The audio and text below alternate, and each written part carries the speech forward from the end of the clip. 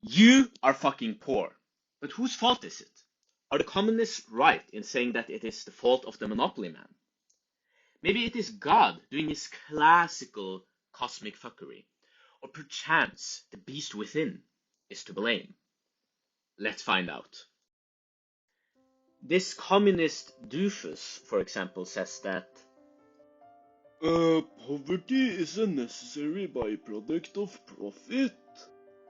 And that motivation has nothing to do with it. His proof for this is that recessions sometimes happen, and that poverty increases in such periods. Therefore, people are not poor due to motivation. Huh? Has this man ever in his life heard of a rainy day fund? Does he think the poor are too dumb to find the S&P on the stock exchange? In response, a tanky fuck may say, poor people are too poor to ever save a single cent in their entire lives, regardless of their motivation to work. This is true. If you only account for motivation to work and completely ignore every single other facet of life. There's also something such as motivation to invest or motivation to reduce spending.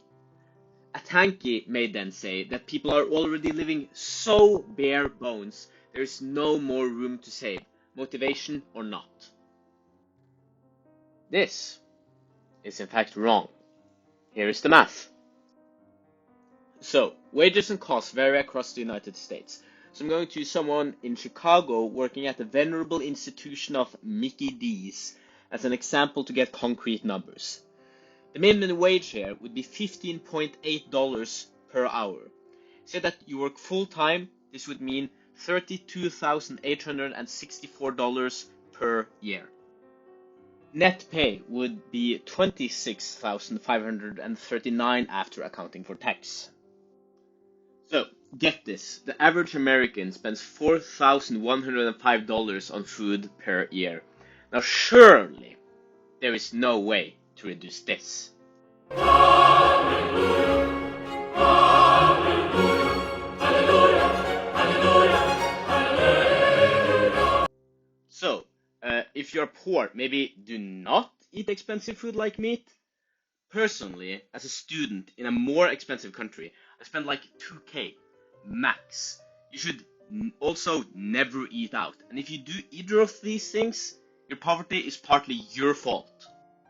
Bucko.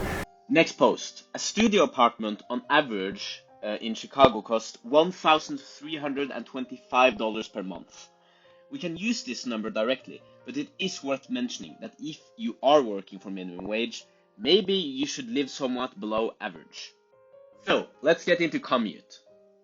In this example, the job is for Mickey D's, so this could be counted for 0 as these are literally fucking everywhere, and you could easily bike the less than 10 kilometers of travel.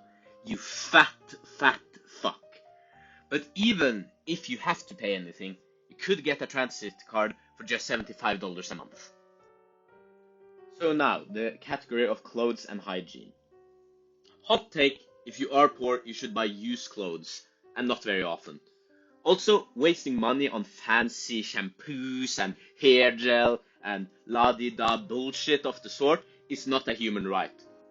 Regardless, the cost of clothing for men averages to $326 in the United States, which is still too much since clothes last literally years if you are not a consumerist swine. For that reason, let's use $326 including hygiene products. That would mean $19,126 in total costs, meaning $7,413 in savings. Wow, that is a decent chunk of money saved working minimum wage at McDonald's. Put that in the S&P and it would give you an additional annual income of about $519. Do this for 3 years and you could bear a little more than 1 year of complete unemployment without accounting for benefits from unemployment. You may then screech, "Oh, I don't live in Chicago." This applies to all Western countries since poorer countries and regions have lower costs, so I'm not hearing any excuses. So, In conclusion, if you are poor, you are most likely the reason why, which, on the other hand, means you are in control. This is where communism is very, very weak. It removes all agency from the individual. Regardless of whether communism is actually good, there clearly are things you can do to improve your situation, even while working the shittiest jobs imaginable. The fact that you are not in control is a comfortable thought, as it does not require any amount of change for the individual so that you can continue consuming large quantities of Cheetos and expect that the whole world should instead change to accommodate you and your Cheeto-dependent ways. The tankies would receive more credit if they could admit obvious truths. For example, some people are poor due to bad decisions and lack of motivation. These lies keep the poor poor, which I, personally, as a capitalist, view as based. But this was probably not what the communists were aiming for. Reject weakness. Embrace Sigmund Freudian Grindsets.